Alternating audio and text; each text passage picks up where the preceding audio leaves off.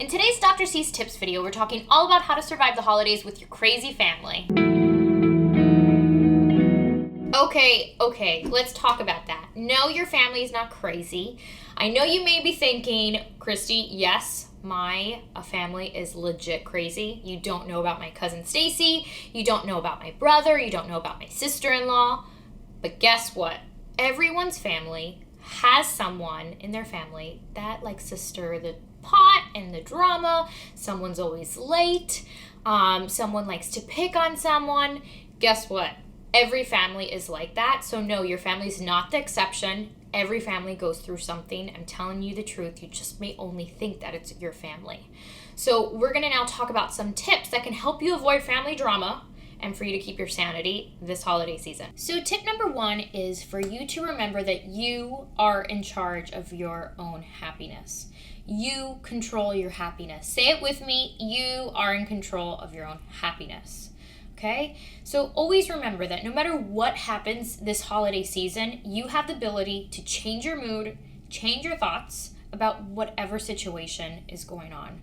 So say something did happen. Say your brother-in-law was late, as he always is. Say that your sister is picking on you again, or your grandmother is talking politics and you guys don't have the same viewpoint. Just know that you have 2 ways of seeing the situation and doing something about it. You can either 1, allow it to affect you and get to you, and then as a result you get upset and angry or annoyed, who knows, maybe even sad. Or 2, you can actually acknowledge it, ignore it, and just move on. But just know that you are the one at the end of the day that's in control of your own happiness. So tip number 2 is all about expectations.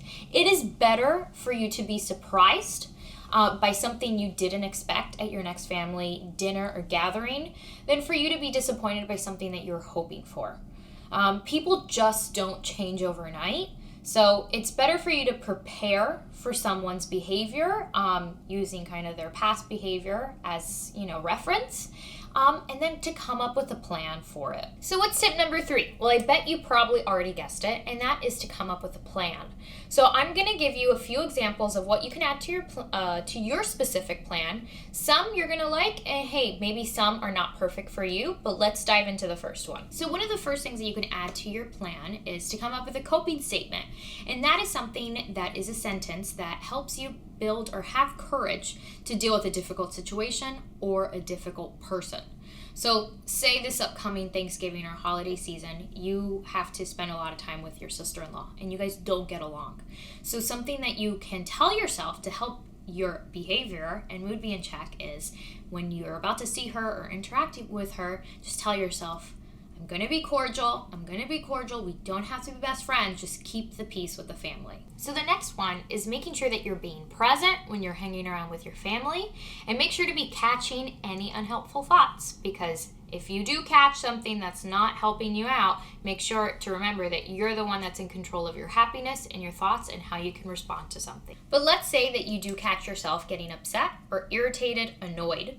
Why don't you try practicing a calming strategy or a relaxation strategy? I talked about these in a few videos past on anxiety, so you can check out a guided imagery, deep breathing, distraction by checking them out right over here. Another thing that you can try is think before you speak. You can even visualize a red stop sign when you're about to see or you're interacting with that family member, or say it's your entire family, that you don't happen to get along with the most.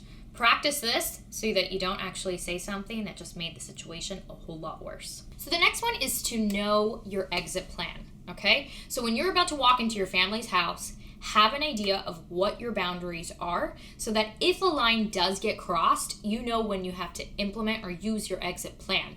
And by exit plan, I do not mean that you have to get up and leave the house. It just means you have a plan of action.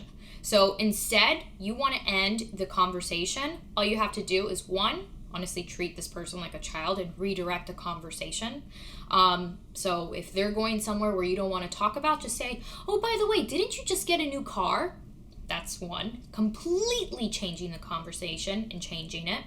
Or two, you can honestly do like an excuse me. Oh, I'll be right back. I have to use the restroom. Or I remembered I told mom that I'd help her out with the turkey. So that's it. So I hope these tips help you survive this holiday season. And as always, thank you so much for watching and following along. But before you go, hit subscribe right over here so you can stay up to date with all of my Dr. C's tips and other videos over here on YouTube. And don't forget that you can check out older videos right here and leave a comment below telling me what you liked, didn't like, and what you'd like to see next. I'll see you soon.